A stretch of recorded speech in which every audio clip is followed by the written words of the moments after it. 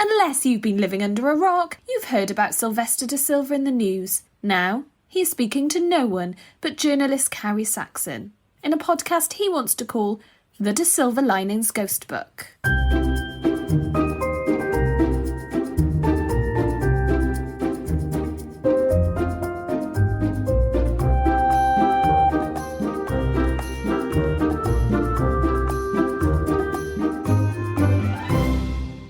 Hello and welcome to the show. I'm Carrie Saxon and with me is Sylvester Da Silva. Hey Sylvester. Hello Carrie. How are you? Oh, can't complain.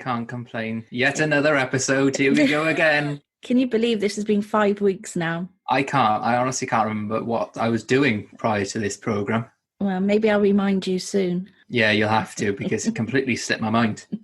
Okay, well, this week I wanted to talk about the problems we've been having with the sound the last couple of weeks. Oh, hang on a second now, Carrie. It sounds like you've got a bit of a plan for this episode. We're going straight into it. Yeah. No meaningless conversation to start. Well, I wanted to get your feedback on this. The chances are this is not going to make it into the programme anyway, but I would love your feedback on it. Hey, listen, I think I know what you're going to talk about, and that's nothing because of my psychic skill. I listened to last week's episode and, well, I wait with bated breath to see what you've got to say because I picked up on some spooky goings-on last week. Yeah, you call them spooky goings-on. I would say it's our editor. No. Well, I don't know who the editor is anyway, but... You know it's Richard. And... Ooh. Oh, yeah, he sorted out that advert for me. Yeah. I had to have words with him in the week. Basically, the sound last week was a little off. It was a little slow in places. And not unsurprisingly, it was all my parts, not anyone else's parts, Sylvester. Well, Carrie, go on. And so I had a little word in his ear and I said, this is not good enough. You have to work hard on 5 or 6 or you're out. I'll get another editor. And do you know what his reply was? Probably. You're only doing 6 episodes anyway, so it doesn't matter. No, this'll surprise you then. He said, you can't sack me. I'm already working on episode 7. Episode 7?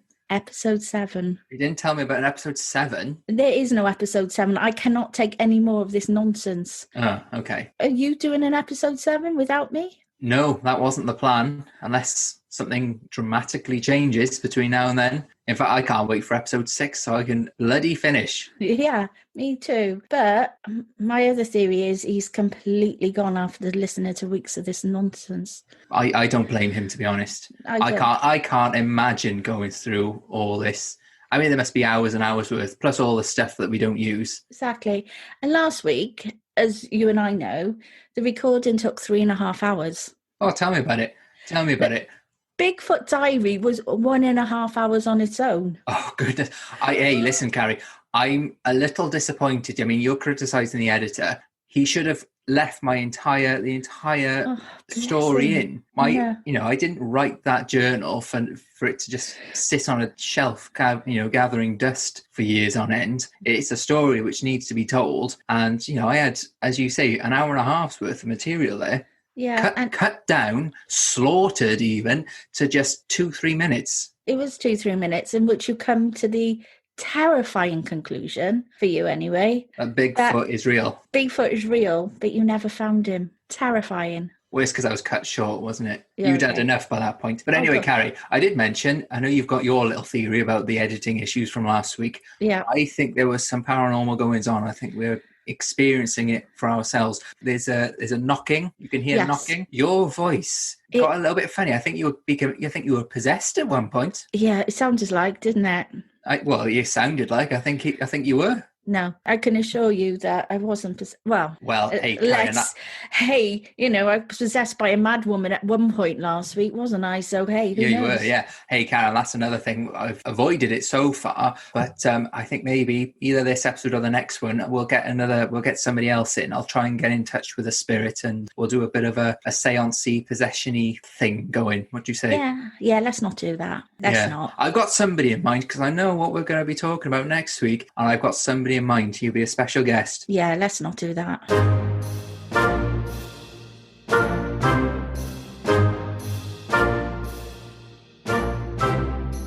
So, Sylvester, what's in the ghost news this week? Oh, actually, Carrie, there's been a fair bit. No. I've been scouring the, going onto the Google and having a look around, seeing what's what. And I've got two pieces of news for you this week. Can't wait. Yes, so the first piece of news we have comes from Scotland. And I don't know if you're going to believe this, but this first story involves a well. No, not another well. Another well. The third time that we've mentioned one of these. So we have a pair of ghost hunters who say that they've taken a very spooky image of a witch at one of Scotland's quite haunted sites. Really? And do you know what, Carrie? I've had enough of saying this. I'm just going to go. Most haunted. Yay! Well I said done. Well done. What are they going to do? Nothing. Just like Katrina, nothing. Most haunted. Not going to take that away from me. And I'm sick of saying quite haunted. It's stupid. Anyway, so we have Lee and Lindsay Steer, who are part of the Project Reveal Ghosts of Britain, or GOB, as they refer to themselves as. They had a live stream going at the Clooty Well in Munlochy, which is just above Inverness, Scotland, and they've apparently caught the sinister apparition of a witch on camera. I bet they haven't. Well, I'm reading this as we go along, and there is a picture, and it could be a witch. So basically, hidden in the woods is this well, Clooty Well, and it's an old Celtic site, which is apparently, back in the day, used for healing. Sylvester, you got a bit of money on that, haven't you?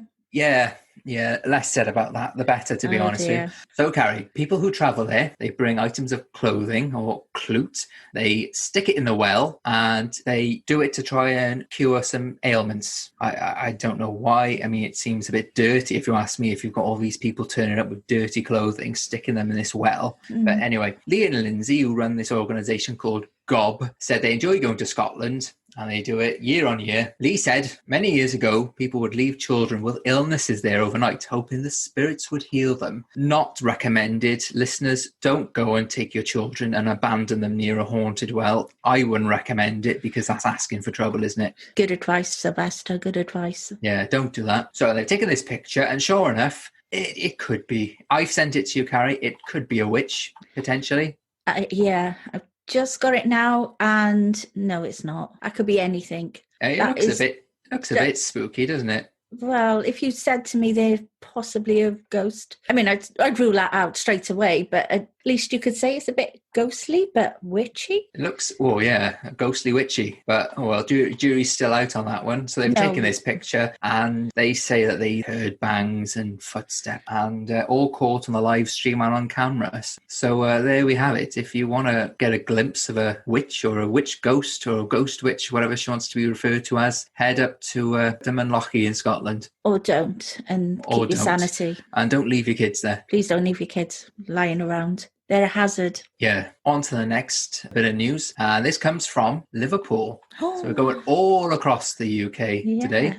So in Liverpool, we have a curious case of again, we've talked about these, a curious case of a haunted doll. Another haunted doll. Is it haunted. Annabelle? Is it Robert? Who is it? No, they're still upstairs in my attic. Are you sure they haven't made an escape?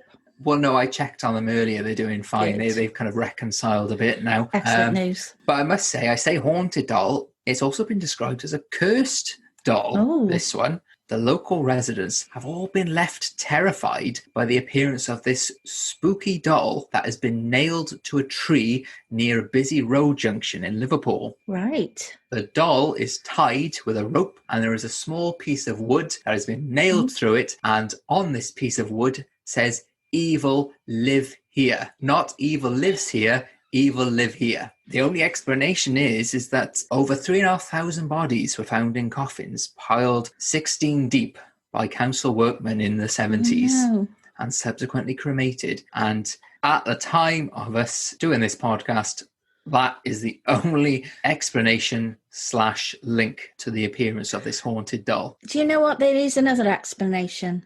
Somebody is having a laugh. Yes, and that is the explanation. I've always said, Carrie, I'm not an idiot. I'm not so naive. Really? I don't believe everything that I read on the internet and what have you. And yeah, I think these are a bit. The witch one piques my interest, but this doll, no. Ghost news done for this week. Ghost news done, sorted. Thank Friday for that.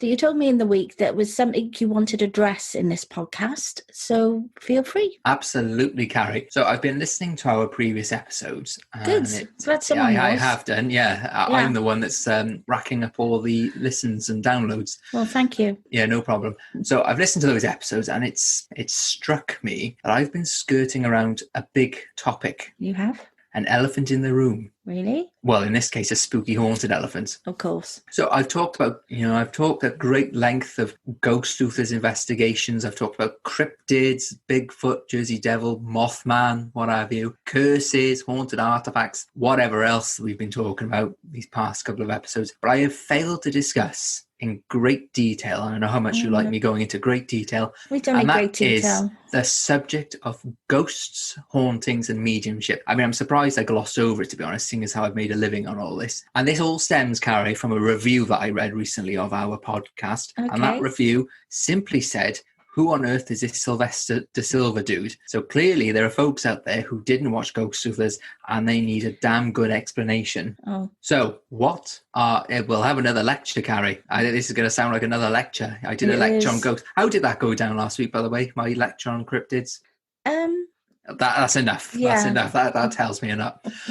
So, what are ghosts? Well, Carrie, from my perspective and experience, ghosts are the spirits of the deceased. Simple as that. Some are grounded in locations. Others are what we refer to as in visitation. And I, as a medium, can sense these spirits and I facilitate communication between them and the living. That's what you claim to do, yes. That's what I do. So I hold seances, conduct investigations. I also dabble in demonology, which I've mentioned. That's the crux of it. Yes. Is that it?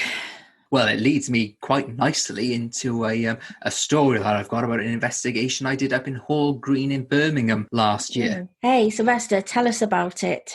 Well, I expect a bit more enthusiasm from you, Carrie. Hey, Sylvester, tell us more about your investigation. All right, settle down, Carrie. I'm getting to it. Last year, I was contacted by a couple and they were experiencing odd occurrences in their home. They were newlyweds. You see, they had a baby on the way. Okay. They had only recently bought this house. Everything seemed fine within the first couple of weeks, but then strange phenomena started to happen. Ooh. Well, it started off quite innocuous. Items kind of being moved around the area, doors closing, things like that. We in the trade refer to that as a jot, J-O-T-T. Oh, what's a jot? Just one of those things. Oh, of course. For example, you put your glasses down in the bathroom upstairs, go downstairs, and then all of a sudden you find them in your pocket or say somewhere else. And you think, I don't remember putting those there. But it's a jot, just one of those things. You did pick them up. You did carry them downstairs. You just forgot. They initially passed this off as a jot, you know, just one of those things. But then when blood started to pour from the shower head in the upstairs bathroom. No, they didn't. They had to concede, hey, listen, there's something strange afoot here. Blood coming out the shower head. They contacted some tradesmen for what little good that did, but none of them came to a logical conclusion. That's weird, isn't it? It is. So the lady told me later that she became so terrified of the house, she turned to a supernatural expert, i.e. me, to try and find out what was happening. I went up there and I realised that this was more than just a standard haunting. So straight away, right up the price list they went. I remember stepping into the house and there was a very oppressive atmosphere in there. Very, very potent. It was like the air was thick, stifling. And this was my first clue that this was not just some ghost or a wayward spirit. It was a demon. Oh, of course it was. Yeah.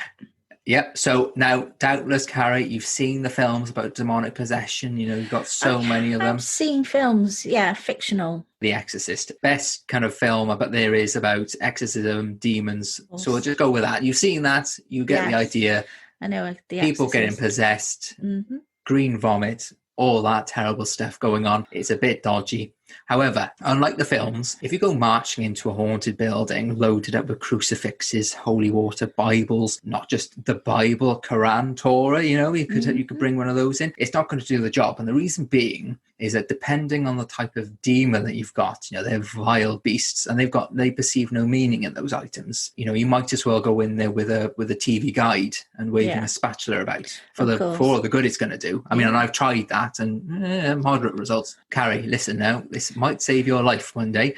The trick to banishing a demon is to expose them and to ridicule them. This is what I think works particularly well. So in this house, the demon terrorizing the couple had latched on to the location. Following the actions of the previous owner, apparently, he conducted some bizarre ritual in the attic with a pint of goat's blood, something to do with wanting his football team to win or do better, but I digress. It was a lesser demon, I soon discovered, but still quite dangerous. So went into the house, I witnessed a lot of undesirable behaviour. Books were flying off shelves, doors were slamming, bizarre taps, scratching, footsteps, you name it. It was all going off in there. Of course it was, yeah. And the shower head still had blood coming out of it. Oh, goodness me. What a mess. Yeah, it's, normal Sunday, isn't it? Yeah, exactly. I mean, you've got to do something about it. So I went, collected my things, came back in the evening, and the supernatural events were on the up. So this demon was really not happy that I was there. So I advised the couple, stay downstairs, and I'm going to go up and confront this demon. And I remember plain as day, walking up the stairs, going across the landing, and there, right in front of me, stood this entity, this demon. It looked like more of a shadow, like quite an intense shadow. And, I could tell it was a demon because he had funny feet, a pointed tail, and the horns, of course, bit of a giveaway. Yeah. But I paid no attention. I paid it no attention whatsoever. And I could tell straight away that this demon was miffed, to say the least, by my lack of caution and concern. So it started banging on a bedroom door and it let out some unearthly shrieks, what have you. I responded by calling down to the couple, do your water pipes always make noises like that? And of course the demon was incensed then. How dare I, Sylvester Da Silva, not acknowledge it, not acknowledge its power? The couple, likely concerned that I might have been snooping around in their bedroom, they came dashing up the stairs, and of course they saw the demon as well, and they were scared stiff. I continued to pay it no attention, even when the beast knocked my hat off. How rude. Yes, and I told them, hey, don't mind that, my hat's always flying off my head. Well, obviously. And the demon, oh goodness me, did not like that one bit. I'd completely disregarded what it had done, but, and this was one of my proudest moments, like Odd Job from James Bond, I deftly flicked the hat up off the floor and flung it straight at the demon, and I took its head clean off its shoulders, and it fizzled and dissolved into nothingness. And the couple were dead pleased then. I could imagine they would be. Oh my God. That is one of the most bizarre stories you've ever come out with. It's incredible, isn't it? Incredibly well, left you speechless. Exactly. I am speechless because another flipping hat story had to come in again, didn't it? Well, I tell you what, Carrie, well, in no more hats now.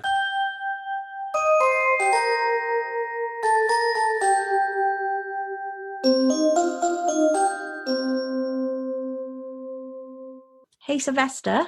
Yes? A couple of weeks ago you surprised me with a lovely advert. I do, yes. The water business is doing quite well, actually, Carrie. Now you mention it. I'm pleased to hear because I've got another surprise for you. Is it a chat about cryptozoology? No. Please enter the call. Katrina Woods. Hey, Katrina. Hi, everybody. Hi, Carrie. Hi, Sylvester. Hey. Katrina Woods, as I live and breathe. Goodness gracious me. I'm so pleased to be here. How are you? I'm so well, thank you. Gosh, it's been, years, Sylvester. How have you been? I'm not too bad. It has been years. I mean, all those emails I've been sending you in the interim. Were you getting those emails? You've been sending me emails? Oh, I haven't seen any. So sorry. I must chat to my PA. Probably straight to your spam box. Oh, I'd love to hear from you, Sylvester. You know that. Anytime. Oh, excellent. Well, if we've got the time, I've been keeping some notes in my diary that I'm sure you'd like to know. Of course. Katrina, thank you so much for joining us today. Oh, thank you so much for asking me to join you, Carrie. I've really been enjoying this wonderful podcast. And so you've been listening then? Of course. Anything with my old friend Sylvester, I'm very interested in. Didn't you set Sylvester up with some fake names and then on live TV out him as a fake bast? Why did you do that if you're such good friends? To say that it really wasn't my idea with those names that you came up with. I was just as surprised as everybody else. However, I was joking with Sylvester because I had heard from the makeup artist that she was a bit concerned about Sylvester always bossing her about and constantly demanding more makeup to make him look younger. And it was really getting on my nerves. I just wanted him to show the real Sylvester. Sylvester, would you like to answer that? Oh, well, in terms of the makeup artist, we all know where the majority of her time was spent. If we're talking about trying to make somebody look younger, Katrina, have you got any more to add to that? Well, I'm thinking about it. I mean, of course, as the star of the show, I did have to have more makeup on because I was being filmed from different angles and I had to look good constantly. So. Yeah. Preferably with the camera as far away as possible. Anyway, Carrie, so the thing is that whilst Katrina is here, I think she's already elaborated on the whole fake bass thing. Was that a joke, did you say? The fake names and then calling you fake bass. It was a joke, and I'm afraid I have been rather wound up by the makeup lady. And also, I was being told other things, that you were getting other females to collect you coffee constantly. Sylvester. Just something about this, though, just doesn't ring true, Katrina. I mean, what on earth is a runner for? There is a way to speak to people, you know, and everybody on set was always so delightful. I found them so charming. And I was just getting a little bit fed up of hearing these reports about you, Sylvester. And I tried to stick up for you. You know I would, because I adore you, but I just heard so many reports. And it was always so good to see you coming in on your charity of goodwill to help everyone out. Of course. You know, I am a very kind and caring person. Thank you for acknowledging that. Okay, I accept that's what you thought, Katrina. But actually, after Sylvester left the show, you publicly said he was sacked and then said he had to go. He was faking it. Would you care to explain that? Gosh, such a long time ago. Wasn't it just? Goodness, it was fun times, though. I'm just trying to think about why I might have said those things. I mean, all I can think of really is I thought that he was being a bit fake with some of the more outrageous. I mean, as you know, the spirits were actually preferring to talk through me towards the end, and I had such lovely conversations with people who just seemed to be ignoring Sylvester for whatever reason. So I just felt that maybe that was him as a fake and they were choosing me. On that point, Carrie, I must say, yes, there were several spirits who did prefer to speak to Katrina rather than me. Oh, okay. They did say the most gullible out of the two is the one that we want to speak to. So obviously I stepped aside because, and I know, Katrina, how much you enjoyed all those conversations you had. And then when you would ham it up, those times you would fall down the stairs, you would slip and fall on a puddle of water. You were possessed by this, possessed by that. I have to tell you, I had some terrible bruising from those incidents, and I really didn't find it that funny when these spirits were pushing me and making me look as if I was pretending when they were actually very violent. Oh, goodness, no. I mean, and pretending? Of course not. You never did anything like that, did you? I would never pretend. I'm a real person, and I was being possessed. I didn't realise I had this gift, but it appeared whilst we were doing the show, and I just had to go with it. On that point, Katrina, Carrie, you've always held me to task. I have, in terms of this. Are you gonna offer a rebuttal to my dear friend Katrina? If I could get a word in edgeways, crack on, Katrina. You claimed that you were possessed by spirits. Could you tell me at what point in the series was that? Was it just around the time that you started getting famous? Or should I say Sylvester started getting famous?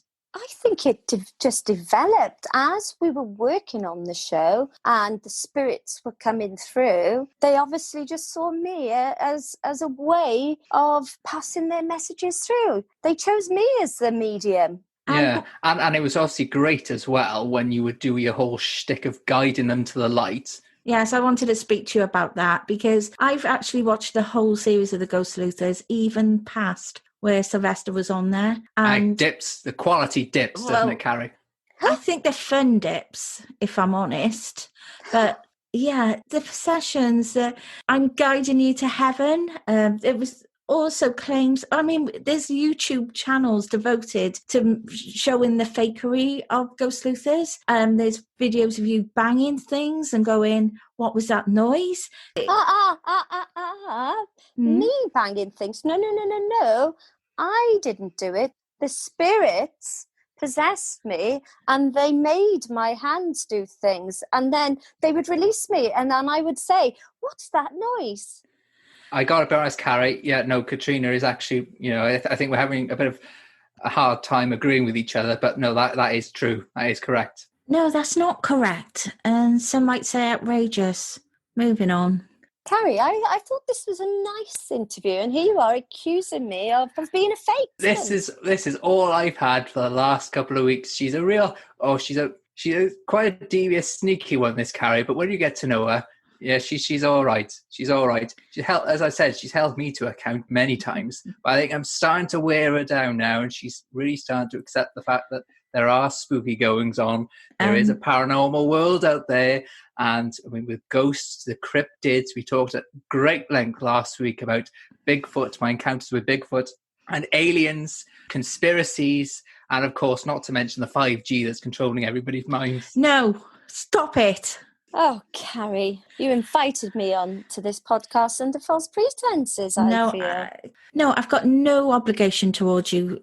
Well, you're a journalist, Carrie. This is what you do, isn't it? Yes, if I'm honest, I have no integrity. Thing is, Katrina, you were invited on here to defend yourself, but that doesn't mean I have to accept what you say, much as I don't have to accept what Sylvester says. Sorry, I've just heard in my ear.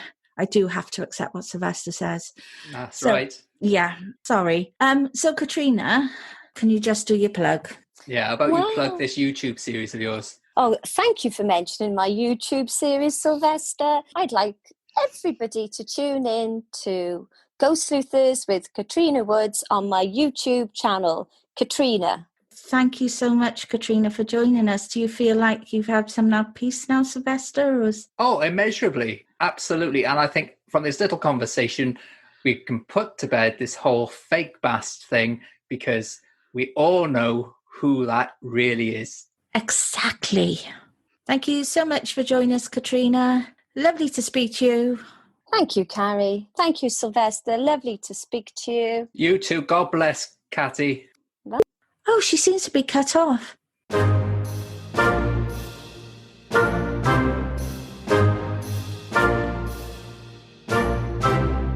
Well, Sylvester, what did you think of that? A reunion with the wonderful Katrina Woods. Where on earth did you dig her up from, Carrie? She got in touch with me in the end, quite keen to come on when she saw the download figures. Little did she know that you were doing all the downloads. Yeah, I suppose it's very similar to a YouTube series. I can't believe it's actual people. No. And can I just apologise for the sound quality from Katrina? She didn't have a proper microphone. She was using her Apple headset. She's so unprofessional. Well, I just think she hasn't done any interviews since lockdown. No. Well, not quite a while before then as well, might I add. My thoughts were, as you asked, that she knew quite well what she was doing. I mean, with you, absolutely. I'm not sure if you believe the stuff you're saying half the time. Are you real? I can't even remember what half the stuff I say. But I got the impression that it was quite cold and calculating. She is quite cold, isn't she?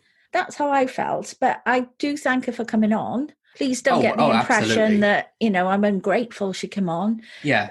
Good luck, Katrina. God bless. And now it's time for the Q&A. Question 1 from Derek A. What are ghosts? Well, Derek A., I'm not sure where this message was sent from, but there's only one Derek A. that I'm familiar with, and I can only assume, Carrie, that this has been sent through the ether. And he's such a joker, he knows exactly what ghosts are. I mean, I mentioned it earlier on today, but he knows exactly what ghosts are. He's such a kidder. Okay, we'll all have to accept that there's something between Derek and Sylvester that maybe us mere mortals don't know about. So let's go on to question 2. Phil Tippett, do you have any interests outside the paranormal? Well, Carrie, I remember stating I had a passing interest in crochet, didn't I? You did, but then you added that it was haunted crochet, so we all got a bit thrown by that. Do you want me to add something else? Please do. Yeah, let's pretend you're not completely out there. I've got no interest in crochet whatsoever.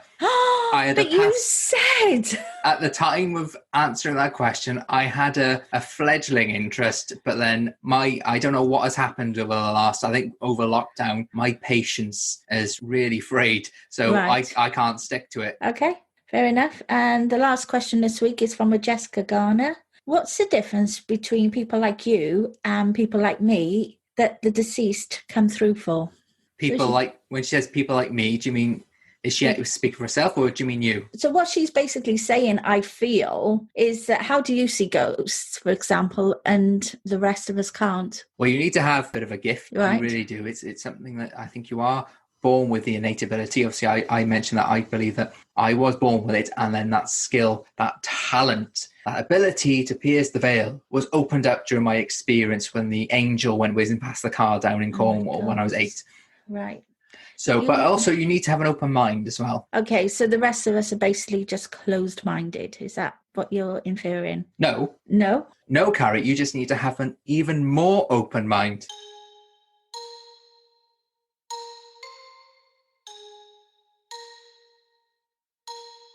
Well, that's it for this week. Thank you, Sylvester, for joining us. Thank you, Carrie. What a concise week, I feel. I think it's been a good week. And fantastic. We finally put an end to the whole Katrina Woods, Sylvester Da Silva rivalry. Yes, that's gone. We've gone over ghostly news. I've talked about a good bit of demonology. You have. And I've answered some pretty average questions. And that's it. All done, ready to go into next week with, which is going to be, of course... The exclusive. The big one. It's the big topic. One. I can't wait to hear this, Sylvester. I'm really looking forward to it. Well, it's the Enfield haunting. What? Are you serious? It's the big one. It's the one that everybody talks about. They've made all the films. The Enfield haunting. Next week, tune in. Right, okay. Well, at least next week is the last one. I won't have to put up with any more of this nonsense. Thank God. Exactly right. Thank goodness. Take care. See you next week, Sylvester. Ta-ra. Bye, Carrie. Goodbye, everybody. Bye, everyone.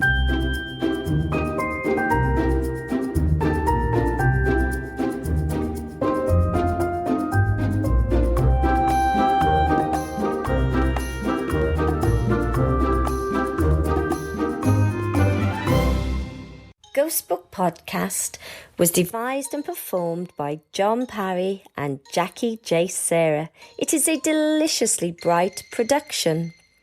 If you enjoyed this, please give us a 5-star review or donate via Buy Me a Coffee. All details, including full credits, can be found on the website ghostbookpodcast.com.